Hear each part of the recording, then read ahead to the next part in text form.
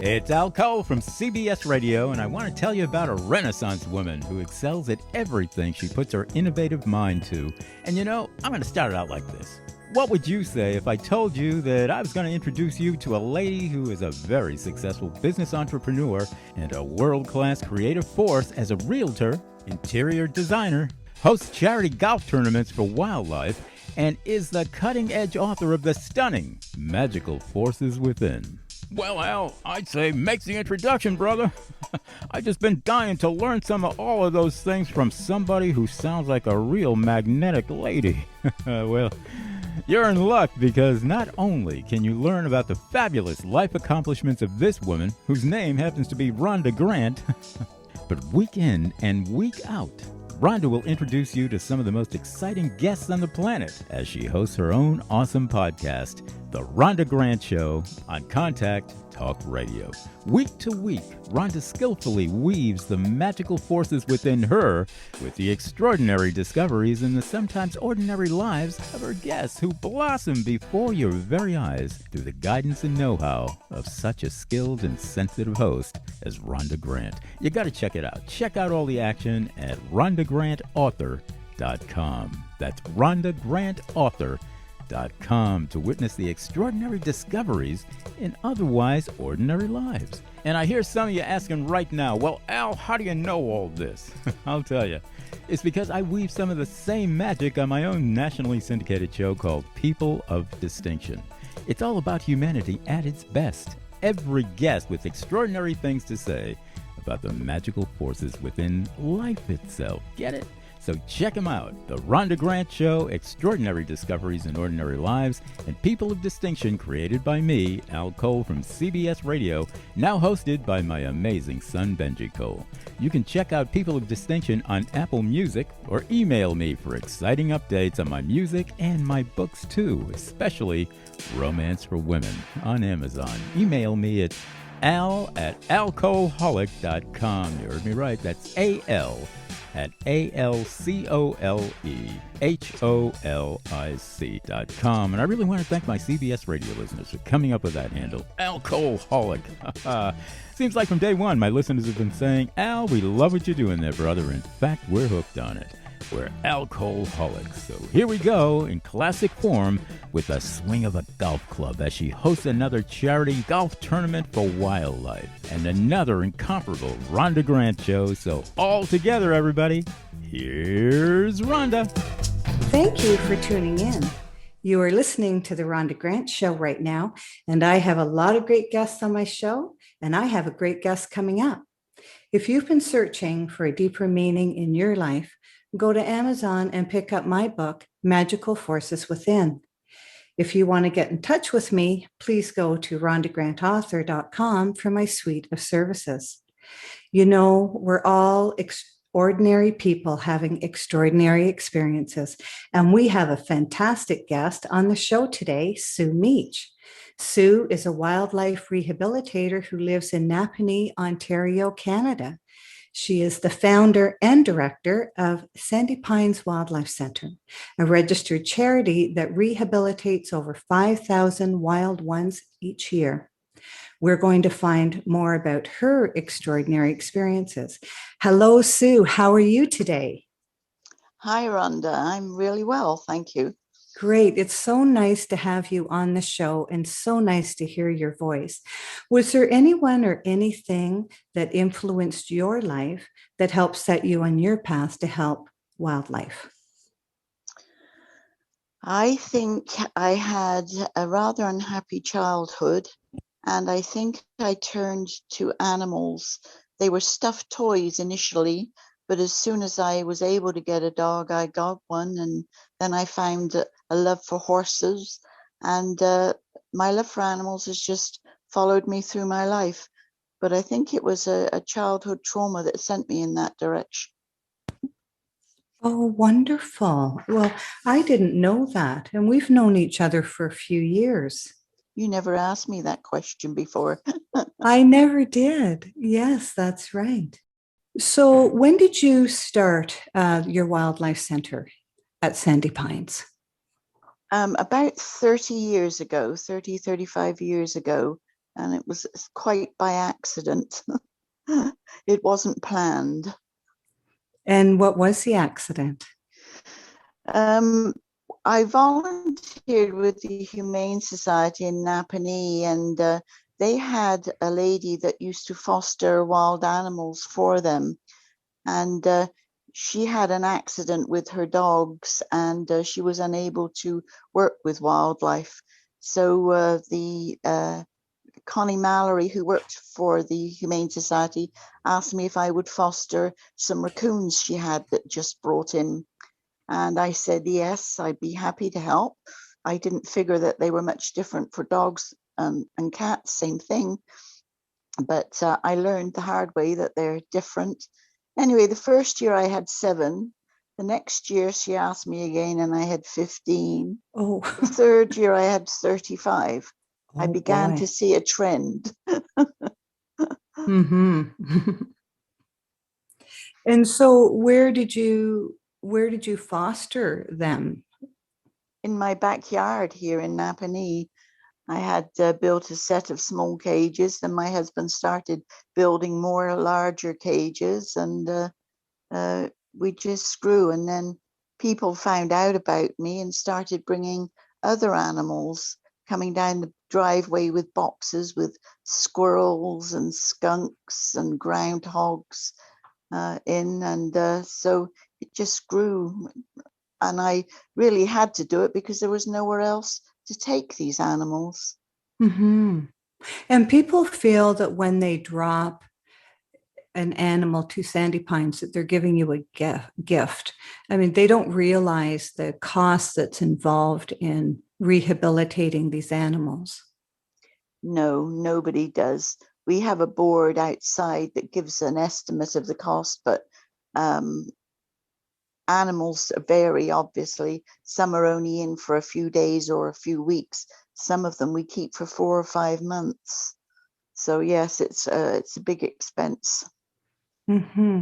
And so, can you take us on? Let us know, like in the springtime, what type of animals would Sandy Pines be sometimes rescuing them yourselves, right? Sometimes we rescue, yes. Mm-hmm. But And mostly people rescue them and phone us, and there's a situation going on that they've run over the rabbit's nest or relocated the mother raccoon. And most times people are the ones that contact us, and we talk to them and get them to contain the animal and bring it into us. Sometimes they're unable to do that, and we do have to send a volunteer to help drive it to us. But most times they actually do the rescuing themselves with some help from us. mm-hmm. And you have quite a few volunteers at the center, don't you? Yes, since COVID, we've cut right back on the volunteers because we didn't want too many people coming into the building. But we are starting back now with our volunteers, thank goodness, because they're a wonderful help. We also Mm-hmm. have about 200 or more volunteer drivers all over Ontario that will transport animals for us, not just pick up injured animals and bring them to us, but help us transfer animals. We work with other centres like the Owl Foundation. We transport owls to them. Ottawa Carlton Wild Bird Centre transport birds to us. There's always some animals moving around. We send them wherever they can get the best care, and people send us animals that need more care. Mm-hmm. And so that's a wonderful situation that you have. So you have volunteer drivers that will come to your center and pick up if you have an owl and take it to the sanctuary where they are equipped to help owls. Is that right? Exactly, yes. Okay. They have foster owls at the Owl Foundation. So if we have a young baby owl, they can put it with a foster parent so that it identifies, and the foster parent will often feed the baby birds. So that's a super situation. Yes, that's wonderful. Mhm. And so in the springtime, what types of animals come into the center? I'm sure there's a lot of turtles and It's very seasonal. You can tell what time yes. of year it is by the animals that are coming in. It usually starts off with rabbits, baby rabbits. They seem to be the first to have their litters in strange places, in lawns and gardens. Then it's usually squirrels. Then it's raccoons, closely followed by skunks. And in between all those mammals, there are birds. Starlings and sparrows are usually the first. Robins are pretty early on the scene as well. So it's all very seasonal. And of course, by the time July and August comes, we're starting to fill up our cages and our aviaries, and we're searching for room when we get admissions. Mm-hmm. And at your center, you have an operating room as well.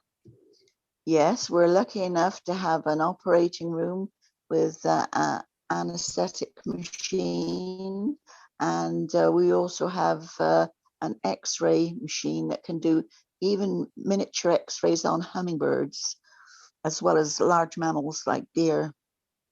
So yes, we're pretty well equipped now, thanks to the generosity of a lot of our donors. Yes, of course. And sometimes birds come in as well that unfortunately have been shot at with BBs. Is that correct? Yes, we've had mammals shot with BBs too. Oh, Yes, it's not uncommon, unfortunately. then can you explain to our listeners, because they wouldn't understand um, about the lead and what the process is, Sue, of removing the lead poisoning from the birds? Um, Lead poisoning is a very complex issue. Once the lead gets into the bloodstream, it's very difficult to remove. We have to give them an intravenous drug at regular intervals to chelate or remove the lead from their blood systems. It's a very complicated and dangerous process. It's like chemotherapy for humans. It makes you pretty sick and pretty weak. So the animal or bird has to be pretty strong to go through lead toxicity and recover. Mm-hmm. And I mean, all of this equipment comes from donations. And so, can you tell our listeners where people may donate? Yes, certainly. There are several ways you can donate. You can always visit us. Now, we never show wild animals to the public. We keep our animals very quiet, private, and very low stress. But you're welcome to come to the center and make a donation. You can go online. Our website is sandypineswildlife.org. And there's on the front page, there is a Canada Helps button. If you click on that button, that will lead you to a page of Canada Helps, and they will walk you through how to make your donation. They're very good. It's very simple, and you can make monthly donations, a one-time donation, or you can make donations in memoriam or for some anniversary or birthday.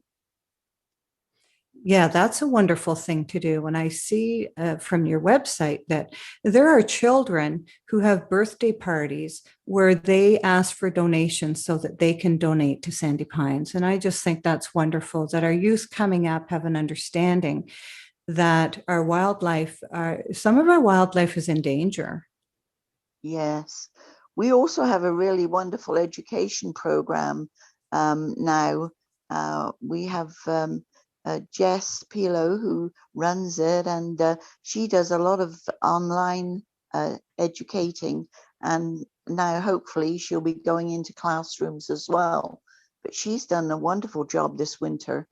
with her virtual tours of the hospital, so that people can see what's going on and where their money is going. I always think that's important. Yes, it sure is. And I'm really glad that you brought up that, the Wildlife Center is not a place where people can come and look at the animals and pet the fawns that come in the springtime. It's not that type of thing at all. It's a very private area. You protect the animals from the public all of the time. They're not allowed past that door. That's right. Into the hallway that goes into the rooms of Correct. birds and turtles and the operating room and things like that. And you also have a barn on the property. What types of animals would you have in the barn? Well, I've also been rescuing farm animals since I arrived in Napanee. So actually in the barn right now, I have some fawns, some white-tailed deer fawns that because it's nice and it's quiet in there for them. So sometimes the wildlife use the barns as well. But I have horses, donkeys, pigs, all kinds of birds running around here that people can see, and a very special turkey, Mr. T, who usually greets people at the front door. And a huge peacock too.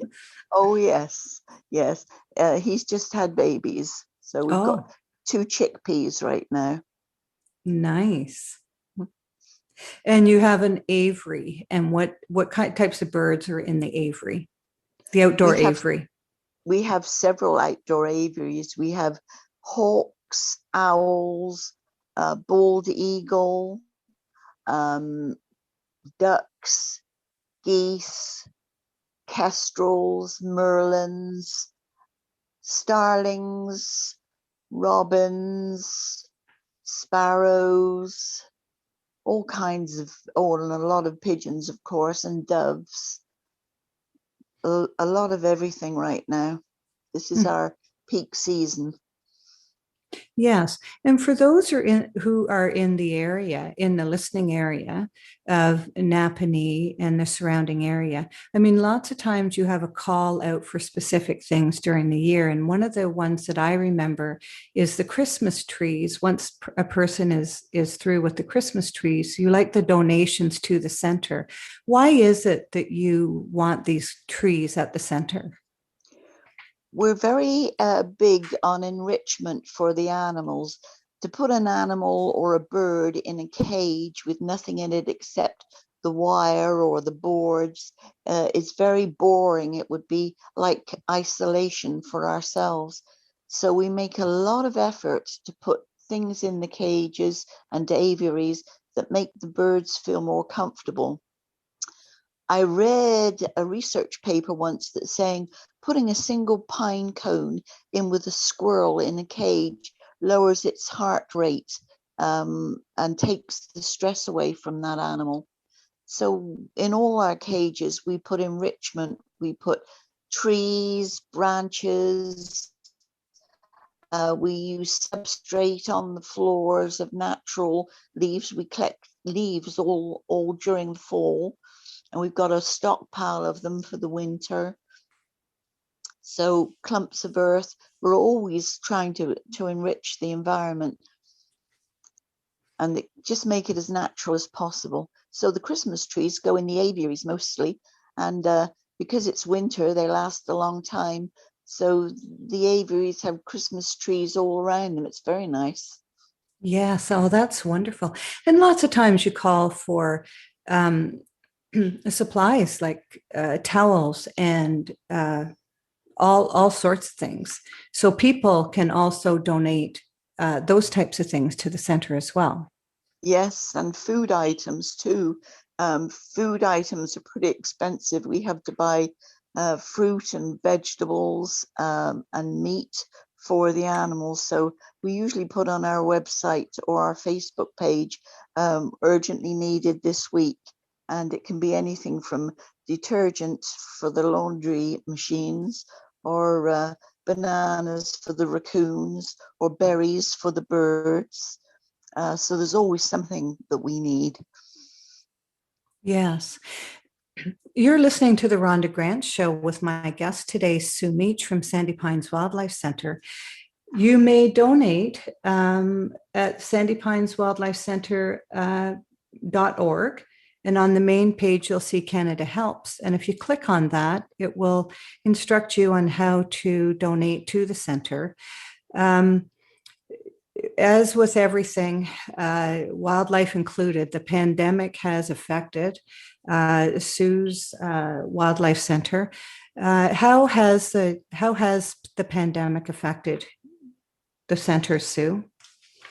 In more ways than one. Unusually, our numbers of admissions are actually higher since the COVID pandemic started. I'm not really sure why, but I think more people are maybe going for walks locally in the parks or staying home more and finding things in their own backyard. But our numbers are up about 25% higher than last year at the same time. The other problem that COVID has brought upon us is lack of funding. We usually have several large fundraisers every year. We have the art and jewelry sale, we have the baby shower in May, and then we have the golf tournament that you help run for us. And these are all big fundraisers that we haven't been able to have now for 18 months. So that's been a significant drop in our income. We do virtual tours. They've helped a bit, but there's nothing like having a baby shower and actually having people on the premises and seeing the facility and seeing just what kind of work we do here. So we miss those fundraisers.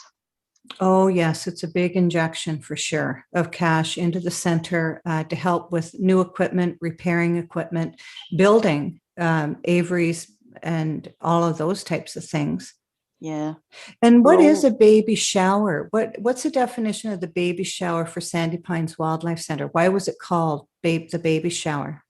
Well, it's the first event we have in the spring where all the adult animals that we've had to overwinter have been released. So the only animals we have in care are really small, eyes closed squirrels and maybe a few raccoons and maybe some turtles.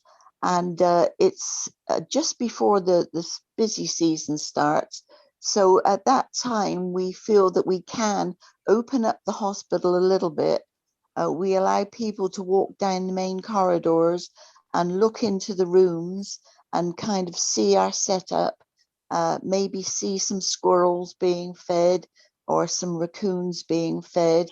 They're not allowed to touch any of the animals. We show them the turtle room and the turtles that are hatching out and will soon be ready for release. We show them an injured turtle that might have just come in. It's a very nice time of year to do that.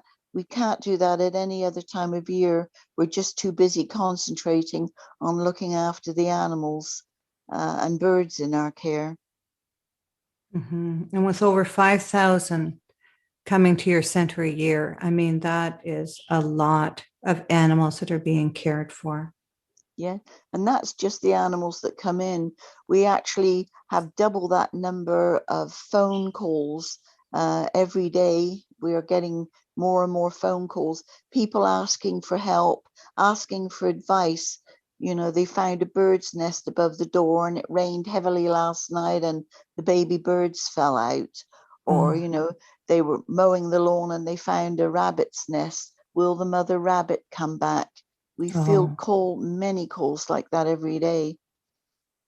Yes, the phone rings constantly at the clinic, right? Yeah, yes. We now have an office manager and staff in the office that manage the phone calls.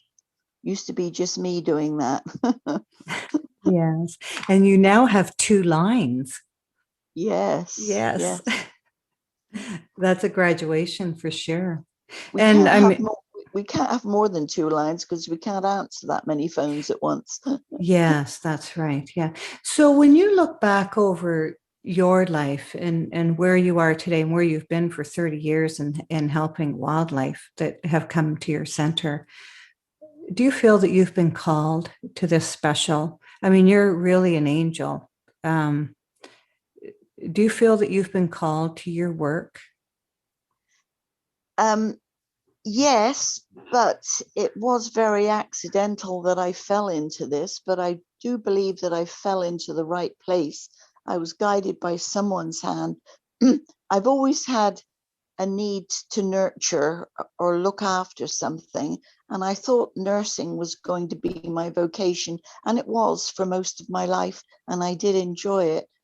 But I like looking after animals a lot more than I liked looking after people. Mm-hmm. And I'm not sure, I have more empathy for the animals now. It's, in a way, something guided this to me. I fell into it. I didn't go looking for it. It was all accidental, but it's definitely the path that I would have chosen. It's interesting how life does that to you sometimes. It's just a complete chance, a whim, and there it is. It's in front of you, you know, for you to pick up or leave as you wish. Mm-hmm. And it seems the more you did, the more came to you. Yes, it's build it and they will come. Every time my husband built a new cage, there was something ready to put in it. Oh, And goodness. we're still building now. You're still building buildings to put injured or rehabilitated animals in. Yes. Yeah. What extraordinary discovery have you found in your life? I'm sure there's many, but what extraordinary discovery have you found in your life? I think I have more compassion and empathy for animals than I do people. I thought I was a good nurse. I was a good nurse, but I'm much better with the animals and I like working with them a lot more. I think I'm also giving back to the animals all that we've taken from them. We humans have come onto this planet and we've destroyed everything we've touched. The rivers are polluted, the fields are polluted, the sky's polluted. We've got global warming and the animals are being pushed to the brink. And I feel that what I'm doing is a little bit of payback in my corner of the world. I'm doing what I can with what I have where I am. Theodore Roosevelt said that. Mm-hmm. And what people don't realize is that soon as one of our animals disappear, it affects so many animals on that chain. Yes, it When you does. lose one, you could actually lose many because they belong to a certain chain. Yes, exactly. Yeah. Unfortunately, we're the head of that chain and we're not helping very much. Mm-hmm. Is there anything that you'd like to talk about? Do you have a story of an animal that you cared for that that would help our listeners? I think, well, I have several stories. I think probably one of the stories I have, I'd like to talk about my crow. It was not my crow, it was a crow. Yes. Her name was Chance, and a lady had raised her from a young uh, nestling that she found on the ground, and she had this bird for about 3 months. And then the bird developed lumps and bumps all over her, and she brought the crow to us. And she had a virus infection. So we worked with this crow and we were able to heal up the infection. And eventually the crow was healthy and flying, and we released her. she didn't go far. She hung around the farm. And one day I went out and I heard, hello. And I looked up and it was the crow talking to me. And Yes. she stayed around for a long time. She even brought me nesting materials, but I told her that I was too busy to build a nest.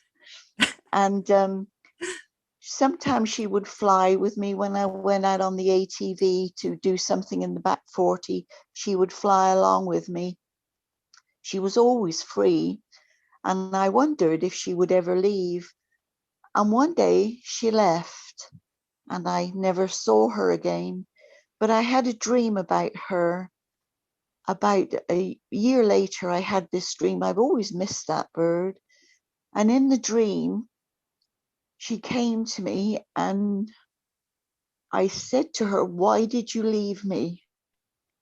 And she said, I thought you wanted me to be free. And I did. I did want her to be free. And that bird has always had a special place for me in my heart.